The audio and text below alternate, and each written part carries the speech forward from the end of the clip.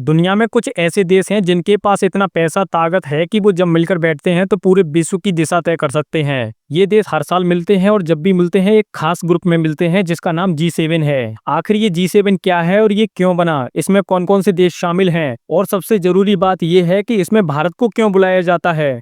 जब भारत इसका हिस्सा ही नहीं है, क्या इससे भारत का कोई फायदा होता है या फिर ये सिर्फ दिखावे वाली बात है। तो चलिए शुरू करते हैं एक और दिलचस्प जानकारी से भरपूर सफर G7 के इतिहास से लेकर भारत के भविष्य तक। दोस्तों, ये 1970 के दशक की बात है। उस वक्त दुनिया बहुत बड़े आर्थिक संकट से गुजर रही थी। तेल की कीमतें आसमान छू रही थी। अमेरिका और यूरोप की इकोनॉमी लड़खड़ा रही थी। ऐसे वक्त में America, France, Germany, UK, Italy और जापान, ये 6 देश एक साथ आए और एक बैठक की गई थी। बाद में कनाडा को भी इसमें जोड़ दिया गया था और इस तरह बना G7, ग्रुप ऑफ 7। दोस्तों, इसका मकसद सिर्फ ये था कि दुनिया की बड़ी बड़ी आर्थिक ताकतें एक साथ मिलकर बैठें और फैसले लें और विश्व की समस्याओं पर चर्चा करें। ये कोई संयुक्त राष्ट्र जैसी संस्था नहीं है, बल्कि एक अनऑफिशियल ग्रुप है, लेकिन अनऑफिशियल होते हुए भी इसकी ताकत बहुत ज्यादा है। अब सोचिए, दुनिया के सबसे अमीर और ताकतवर जब देश एक साथ बैठते हैं तो वो सिर्फ बातें ही नहीं करते, वो दुनिया की दिशा भी तय करते हैं। चाहे वो जलवायु परिवर्तन हो, रूस यूक्रेन युद्ध हो, टेक्नोलॉजी का फैलाव हो या फिर चीन की बढ़ती ताकत,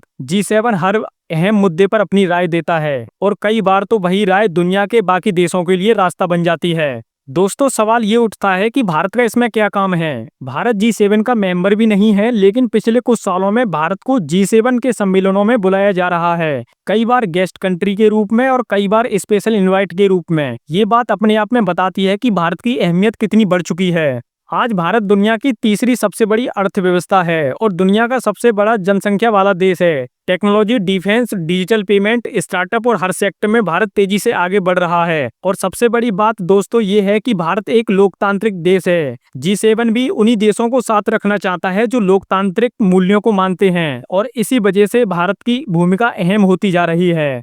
दोस्तों, हर साल जब G7 की बैठक होती है तो उसमें चर्चा होती है climate change, digital transformation, health care, world economy, trade, security और जियोपॉलिटिक्स पर। भारत जब इन बैठकों में शामिल होता है तो वहां भारत की बात सुनी जाती है और भारत की राय को बहुत महत्व दिया जाता है। दोस्तों, उदाहरण के लिए आप ऐसे समझ सकते हैं कि कोविड के समय जब पूरी दुनिया परेशान थी तो भारत ने कई देशों के लिए वैक्सीन भेजी थी। इसे वैक्सीन मैत्री भी कहा गया था। G7 देशों ने इसकी काफी तारीफ की थी।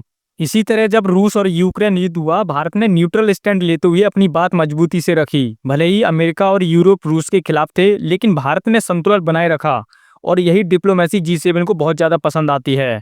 दोस्तों, आप बात करते हैं कि भारत को इससे क्या फायदा होता है। सबसे पहला फायदा ये होता है कि भारत को एक ग्लोबल स्टेज मिल जाता है अपनी बात रखने का। जो चीजें भारत केवल अपने देश के लोगों को समझा पाता है, अब वो दुनिया को बता सकता है। जैसे कि जलवायु परिवर्तन के मुद्दे पर भारत ने हमेशा विकासशील देशों की बात की है कि हमें विकास भी चाहिए और पर्यावरण की सुरक्षा भी चाहिए। G7 में बोलकर भारत इन बातों को वैश्विक एजेंडा बना सकता है। दूसरा फायदा ये होता है कि भारत को इन विकसित देशों के साथ डील करने का मौका मिल जाता है। व्यापार, तकनीक, रक्षा सहयोग, निवेश और हर फील्ड में अपनी बात रखने का मौका मिल जाता है। वहाँ प्रधानमंत्री मोदी जाते हैं और डीलें साइन होती हैं, दोस्ती भी बढ़ती है और रिश्ते भी मजबूत होते हैं। तीसरा फायदा ये है कि इसमें भारत की छवि ग्लोबल लेवल पर मजबूत होती जा रही है। आज भारत को कोई गरीब देश नहीं मानता। भारत को अब एक उभरती हुई महाशक्ति के तौर पर देखा जा रहा है और G7 जैसे मंचों पर शामिल होना इसकी छवि को और ज्यादा मजबूत करता है। चौथी बात यह भी है कि भारत अब अकेला नहीं है। भारत के साथ ब्राजील, साउथ अफ्रीका, इंडोनेशिया जैसे देश भी कई बार बुलाए जाते हैं। ये सब मिलकर एक नया ग्रुप बना सकते हैं जो G7 के अलावा एक नई विश्व की ताकत के रूप में उभरे। G7 खुद भी ये बात अच्छी तरह से जानता है और समझता भी है कि सिर्फ 7 देश अब पूरी दुनिया की दिशा तय नहीं कर सकते। इसलिए वो भारत जैसे देशों को अपने साथ जोड़ना चाहते हैं ताकि वैश्विक फैसलों में सबकी भागीदारी रहे।